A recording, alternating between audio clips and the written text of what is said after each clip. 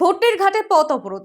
বড়ডোবা ভূমিরক্ষা কমিটির জমির ন্যায্য মূল্যের দাবিতে সোমবার ভুটনির ঘাটে ফালাকাটা ধূপগুড়ি রাজ্য সড়ক অবরোধ করে। বড়ডোবা হয়েই ফালাকাটা শহর বাইপাস করে হবে মহাসড়ক, কিন্তু সরকারিভাবে বড়ডোবায় জমির দাম খুব কম। আন্দোলনকারীদের দাবি, বাস্তু জমি 10 লক্ষ টাকা প্রতি ডেসিমেল দিতে হবে, আর অন্য জমি 6 লক্ষ টাকা ডেসিমেল প্রতি বিঘা দিতে হবে। দুপুর 12টা থেকে 1:10 নাগাদ অবরোধ চলে। পরে ঘটনাস্থলে আসে ফালাকাটা থানার পুলিশ। আইসি প্রশান্ত বিশ্বাস আশ্বাস দেন যে তিনি এ ব্যাপারে প্রশাসনের সঙ্গে কথা বলবেন। সেই আশ্বাসে অবরোধ ওঠে। ভূমিরক্ষা কমিটির সদস্য সুখদেব বিশ্বাস বলেন, বড়ডোবা মৌজায় 150 জনের জমি যাচ্ছে। সরকারিভাবে এখানে বাস্তু জমির দাম বলা হয়েছে 1,66,000 টাকা, আর অন্য জমির মূল্য প্রতি ডেসিমেল 30,000 টাকা। অথচ এই দামে এখানে কোথাও এখন জমি মিলবে না। তাই আমাদের দাবি, জমির ন্যায্য মূল্য দিতে হবে। এছাড়া রাস্তার জন্য 14টি পরিবার ভূমিহীন হবে, তাদের সবাইকে পুনর্বাসন দিতে হবে।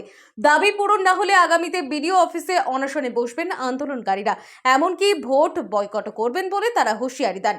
ফালাকাটার বিডিও আদ্রিতা সমাদ্দার ফোন তোলেননি, তার বক্তব্য মেলেনি। তবে ফালাকাটা পঞ্চায়েত সমিতির সভাপতি সুভাষ চন্দ্র রায় বলেন, বিষয়টি আমাদের তরফে প্রশাসনের ওপর মহলে পাঠানো হবে, যাতে বাসিন্দারা জমির ন্যায্য মূল্য পান।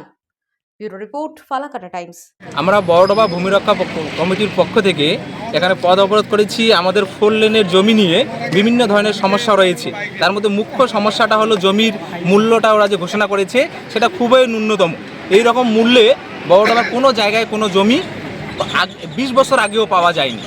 এরকম ঘোষণা করেছে। আরও বিভিন্ন ধরনের জমি নিয়ে সমস্যা আছে, সেজন্যই আমরা আজকে পথ অবরোধে নেমেছি। কটা থেকে কটা পথ অবরোধ করলেন? আমরা 12টা থেকে 1:10 পর্যন্ত পথ অবরোধ করেছি। পরবর্তীতে পথ অবরোধ মানে কার আশ্বাসে কি কারণে তুলে নিলেন? আপনাদের তো সমস্যা সুরা হয়নি? না, সমস্যা সুরা হয়নি। আমরা বিভিন্ন দপ্তরে বারবার জানিয়েও আমাদের সমস্যা নিয়ে কোনো ধরনের সমাধান করার কোনো উদ্যোগ নেওয়া হয়নি। তো আজকে আইসি সাহেব আসছিল, আমরা 1 ঘন্টা পথ অবরোধ করার সময় আইসি সাহেব আসছিল, এসে বারবার আমাদেরকে অনুরোধ করে বলল এসআইআর এর কাজে বিডিও ম্যাডাম, এসআইআর কাজে ডিএম ম্যাডাম ব্যস্ত আছে। হ্যাঁ, আজকে অনুরোধ করলো বারবার যে আপনারা তুলেন। আমরা আজকেই বিডিও ম্যাডামের সঙ্গে, ফালাকাটা বিডিও ম্যাডামের সঙ্গে আপনাদের আলোচনা করিয়ে দিব। তারপর যত তাড়াতাড়ি সম্ভব ডিএম ম্যাডামের সঙ্গে আলোচনা করে সমস্যাটা সমাধান করার ব্যবস্থা করব। এই আশ্বাসের জন্য আমরা পথ অবরোধটা তুলে নিলাম।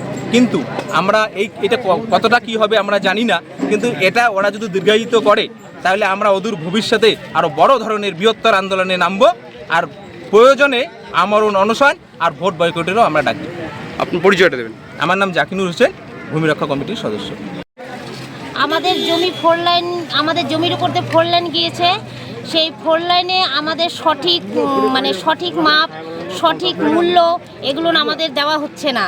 আর আমাদের দাবি, যেমন দহলা, শহরি, বাঁশবাগান এসব প্রতি আমাদের 6 লক্ষ টাকা ডিসিমাল আমরা দাবি রেখেছি। আর বাসস্থান 10 লক্ষ টাকা ডিসিমাল দাবি রেখেছি। আমাদের এই দাবি দাবি যাতে হয়, ধার্য করা হয়, তার জন্যই আমরা আজকে এখানে এই রাস্তা অবরোধ করতে বসেছি।